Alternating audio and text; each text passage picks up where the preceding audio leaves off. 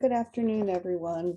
I'm Amara Geffen, and I am the lead editor for the book Echo Art in Action, together with my co-editors, Anne Rosenthal, Chris Fremantle, and Aviva Romani. I am a community-focused artist with nearly 40 years of teaching experience at Allegheny College in Northwestern Pennsylvania. My work addresses place-based community and environmental problems through the creation of community spaces and public art. I'm also an object maker with work in numerous collections, including most recently, a new collection on contemporary ceramic sculpture at the Met.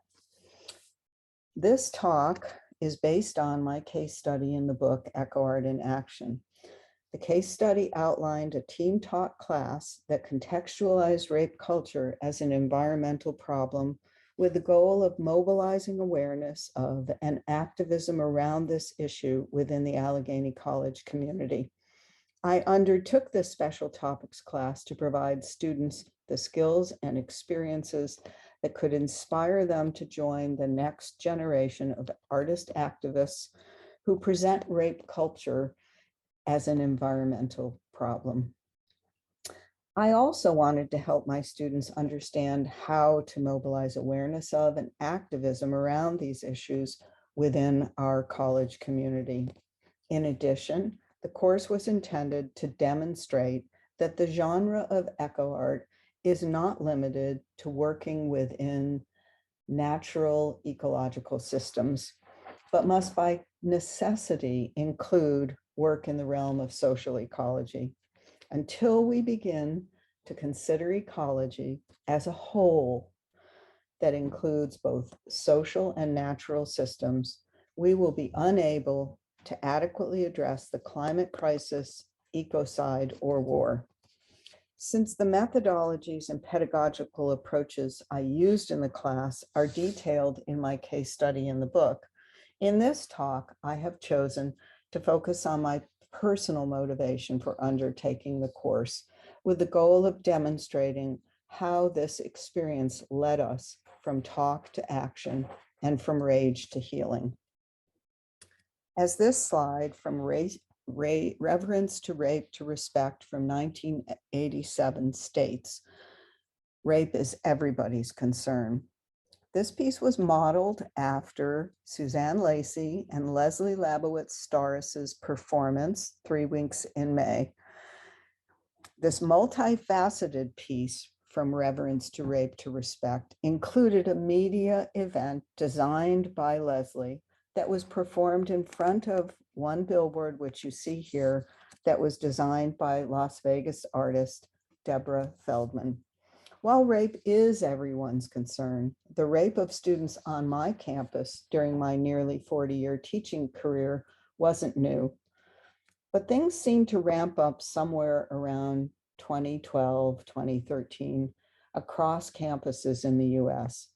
In 2014, Emma Sulkowicz, a senior at Columbia, garnered national attention for her endurance performance art piece called Carry That Weight. That same year, on my campus, there were more than several reports of rape, including that of a beloved art major who ended up taking a leave of absence and eventually withdrawing from school. This rape occurred weeks before our annual junior seminar exhibit in the spring semester. And the students' classmates chose to install and enact a protest piece in the gallery during their junior seminar exhibit. Using black tape, they outlined where artworks would have been exhibited to highlight the absence and silencing of their classmate. Their actions and solidarity were inspiring, but I had the nagging sense that more was needed. And I became interested in launching a campus-wide conversation to effect change. I revisited early collaborative social practice and performance artworks by Suzanne Lacey and Leslie Labowitz.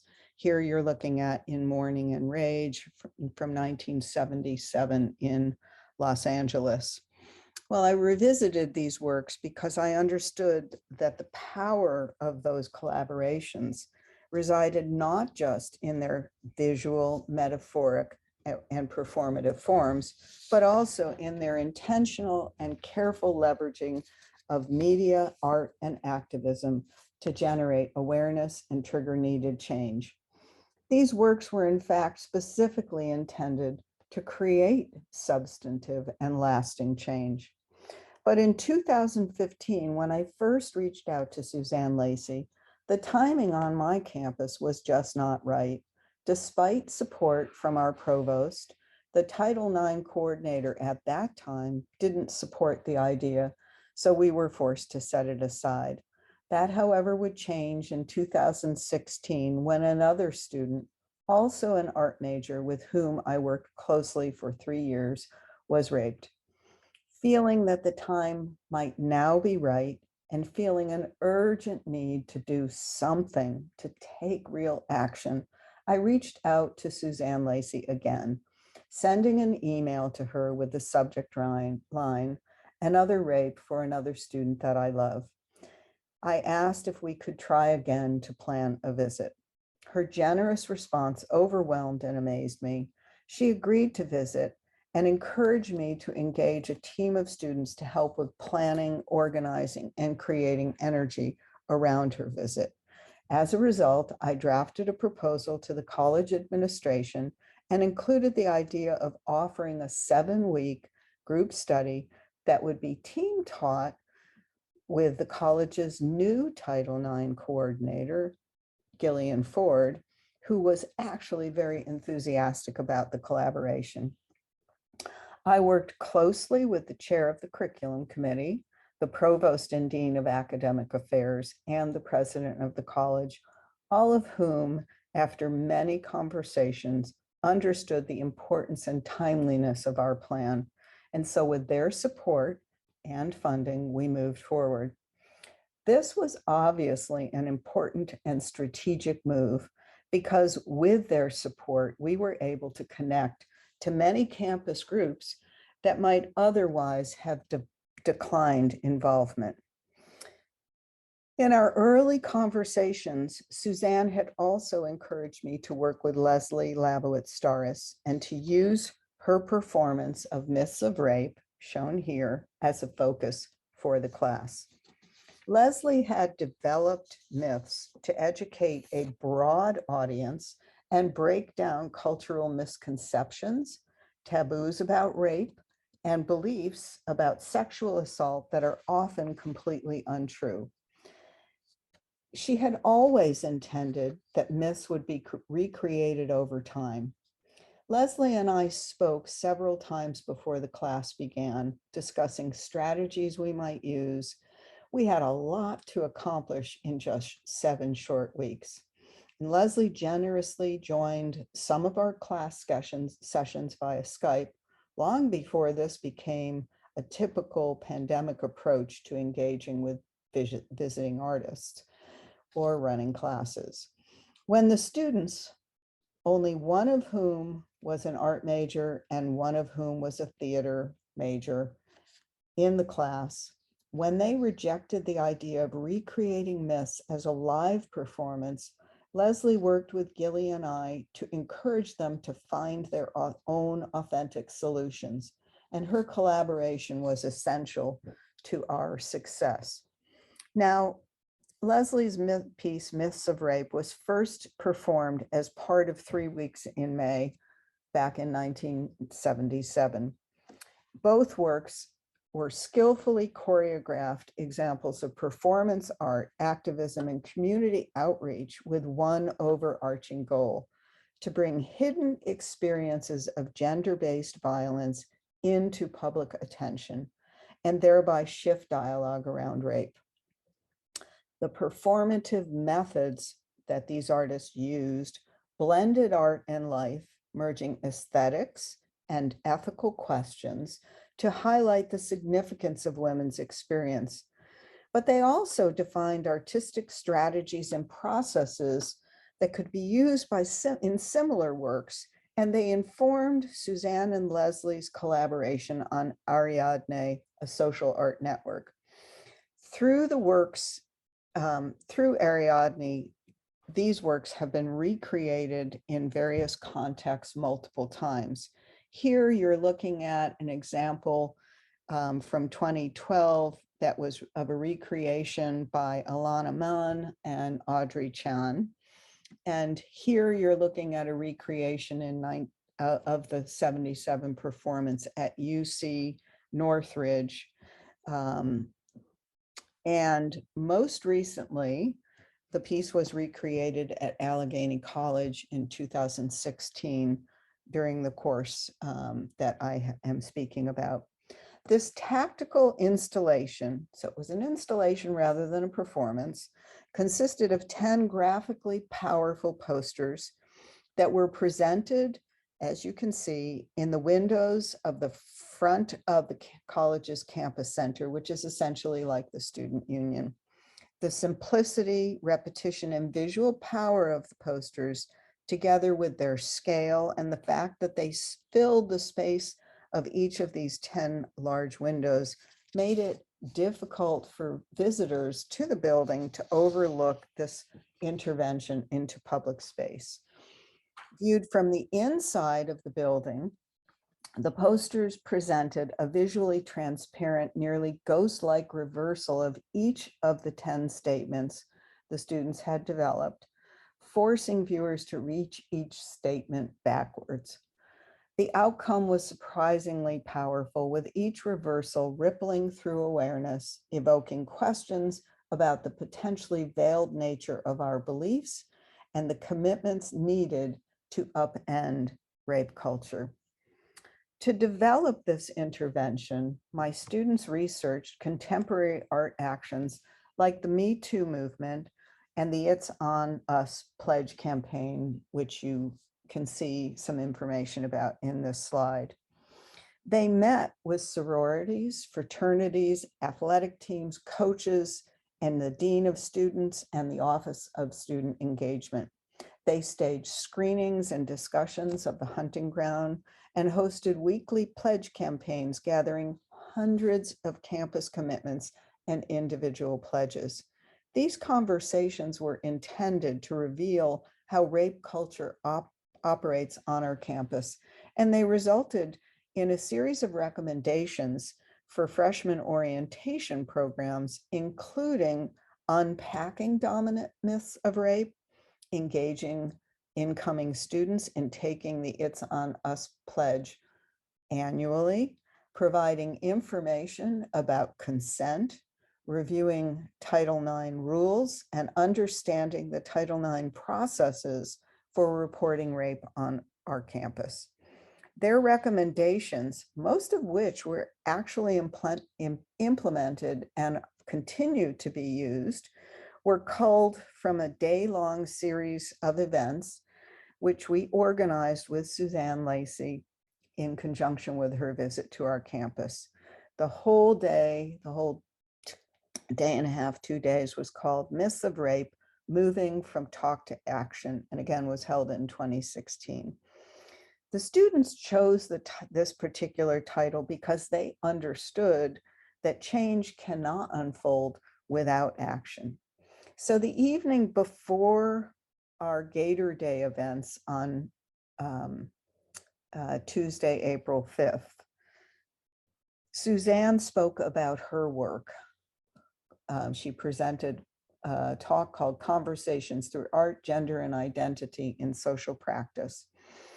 And she helped the community understand the transformative power, the depth and breadth of social practice, and the impact of performative art actions.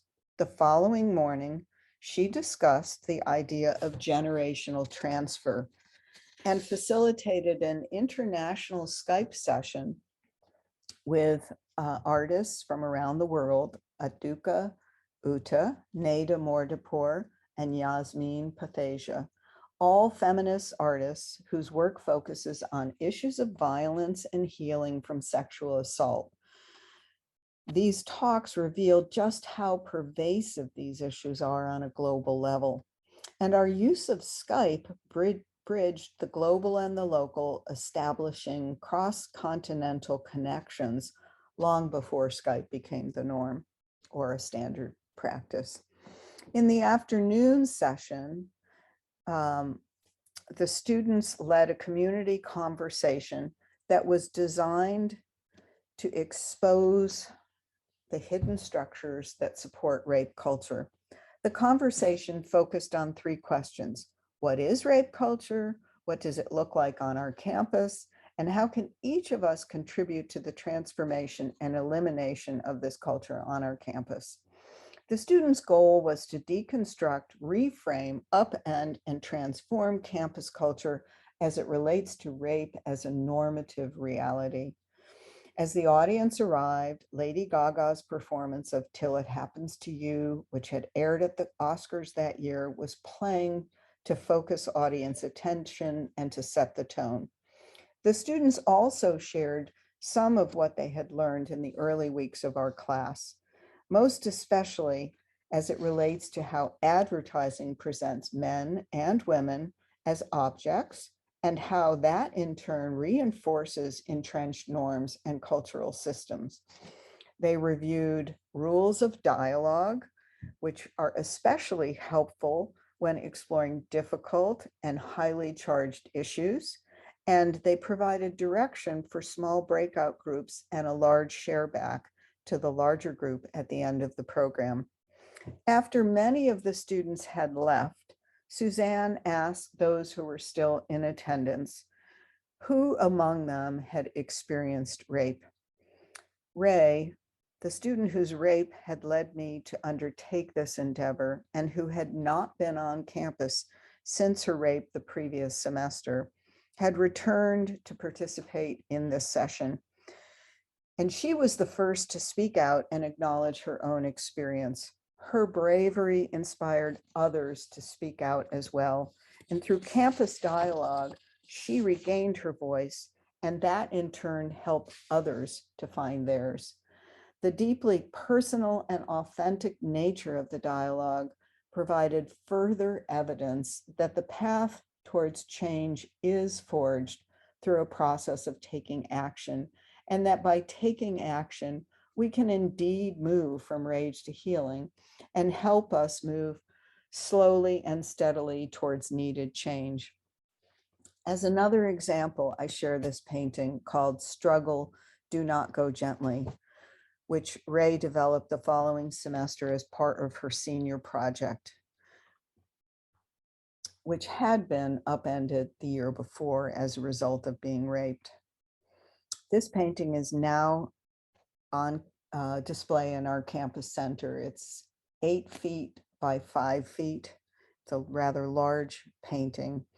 And as Ray wrote in her statement for the senior project about this painting, I quote, "This senior project involved a study of the emergence of female mixed martial arts fighting and the relationship between these powerful women athletes and the patriarchal society in which they exist. Through the personal experience of being raped, I was confronted with many massively disturbing questions concerning power relationships and the nature of humanity.